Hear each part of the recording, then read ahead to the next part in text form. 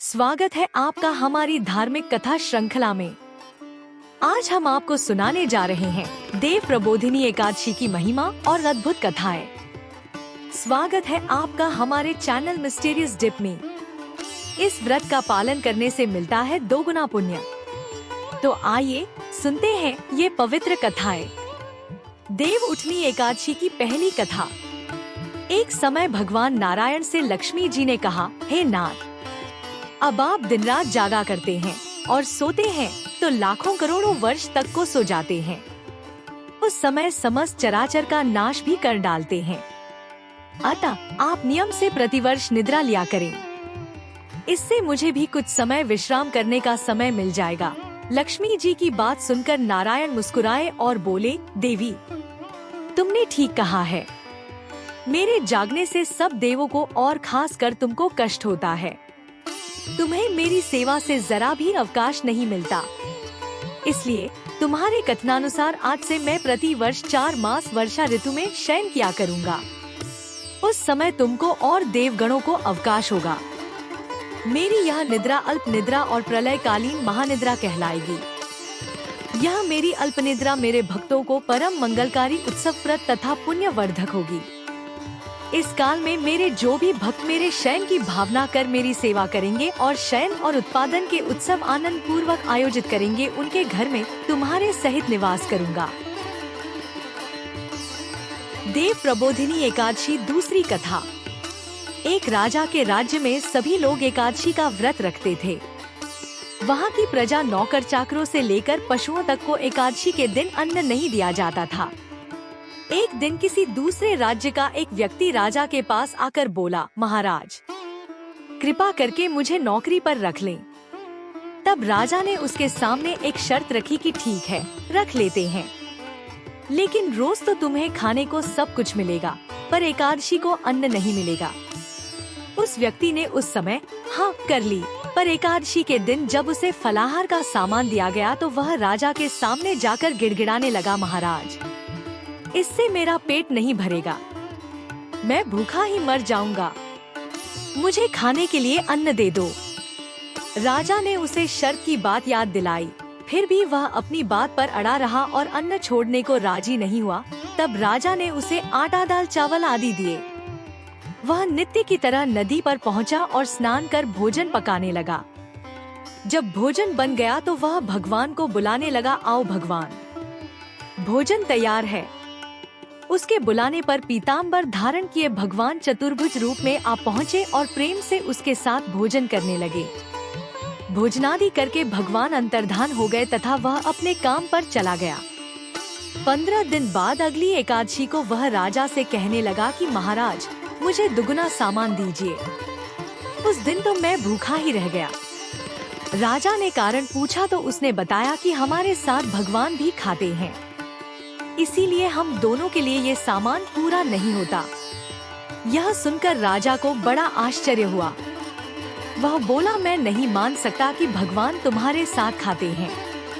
मैं तो इतना व्रत रखता हूँ, पूजा करता हूँ, पर भगवान ने मुझे कभी दर्शन नहीं दिए। राजा की बात सुनकर वह बोला, महाराज, यदि विश्वास न हो तो साथ चलकर देख लें। राजा एक पेड़ के पीछे छिपकर बैठ गया। उस व्यक्ति ने हर रोज की तरह भोजन बनाया और भगवान को शाम तक पुकारता रहा, फिर भी भगवान न आए। अंत में उसने कहा, है भगवान, यदि आप नहीं आए तो मैं नदी में कूदकर प्राण त्याग दूंगा। फिर भी भगवान नहीं आए। तब वह प्राण त्यागने के उद्देश्य से नदी की तरफ बढ़ा। प्राण त्यागने का उसका दृढ़ इरादा जान शीघ्र ही भगवान ने प्रकट होकर उसे रोक लिया और साथ बैठकर भोजन करने लगे। खा पी कर वे उसे अपने विमान में बिठाकर अपने धाम ले गए। यह देख राजा ने सोचा कि व्रत उपवास से तब तक कोई फायदा नहीं होता जब तक मन शुद्ध न हो। इससे राजा को ज्ञान मिला। वह भी मन से व्रत उपवास करने लगा और अंत में स्वर्ग को प्राप्त हुआ। देव प्रबोधिनी एकादशी की तीसरी कथा। एक नगर में एक राजा था।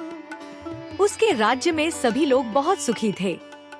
उस नगर में एकादशी को कोई भी अन्न नहीं बेचता और न ही कोई अन्न पकाता था। सभी फलाहार करते थे। एक बार भगवान ने राजा की परीक्षा लेनी चाहिए। भगवान ने एक सुंदरी का रूप धारण किया तथा सड़क पर बैठ गए। तभी राजा उधर से निकला और सुंदरी को देख चकित रह गया। उसने पूछा, है सुंदरी, तुम कौन हो और इस तरह यहाँ क्यों बैठी हो? तब सुंदर स्त्री बने भगवान बोले, मैं निराश्रिता हूँ। नगर में मेरा कोई जाना पहचाना नहीं है, किससे सहायता मांगू? राजा उसके रूप पर मोहित हो गया था। वह बोला, तुम मेरे महल में चलकर मेरी रानी बनकर रहो। सुंदरी बोली, मैं तुम्हारी बात मानूंगी, पर तुम्हें राज्य का अधिकार मुझे सौंपना होगा। राज्य पर मेरा पूर्ण अधिकार होगा। मैं जो भी बनाऊंगी तुम्हें खाना होगा। राजा उसके रूप पर मोहित था, अतः उसकी सभी शर्तें स्वीकार कर ली। अगले दिन एकादशी थी। रानी ने हुक्म दिया कि बाजारों में अन्य दिनों की तरह अन्न बेचा जाए। उसने घर में मांस, मछली आदि पकवाए और परोस कर राजा से खाने के लिए कहा। यह देखकर राजा बोला, रानी, आज एकादशी है, मैं तो केवल फलाहार ही करूँगा। तब रानी ने शर्त की याद दिलाई और बोली, या तो खाना खाओ, नहीं तो मैं बड़े राजकुमार का सिर काट दूंगी। राजा ने अपनी स्थिति बड़ी रानी से कही तो बड़ी रानी बोली, महाराज, धर्म न छोड़े, बड़े राजकुमार का सिर दे दे। पुत्र तो फिर मिल जाएगा, पर धर्म नहीं मिलेगा। इसी दौरान बड़ा राजकुमार खेल कर आ गया। माँ की आंखों में आंसू देखकर वह रोने का कारण पूछने लगा तो माँ ने उसे सारी बात बता दी। तब वह बोला, मैं अपना सिर देने के लिए तैयार हूँ। पिताजी के धर्म की रक्षा होगी, जरूर होगी। राजा दुखी मन से राजकुमार का सिर देने को तैयार हुआ तो रानी के रूप से भगवान विष्णु ने प्रकट होकर असली बात बताई। राजन, तुम इस कठिन परीक्षा में पास हुए। भगवान ने प्रसन्न मन से राजा से वर मांगने को कहा तो राजा बोला, आपका दिया सब कुछ है, हमारा उद्धार करें। उसी समय वहाँ एक विमान उतरा।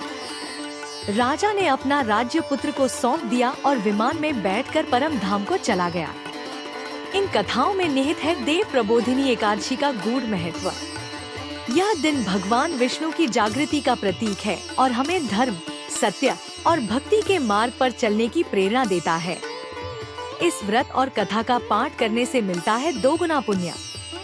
अगर आपको यह कथा पसंद आई हो तो लाइक और सब्सक्राइब करें और जुड़े हमारे साथ और भी धार्मिक कथाओं के लिए। भगवान विष्णु का आशीर्वाद आप सभी पर बना रहे।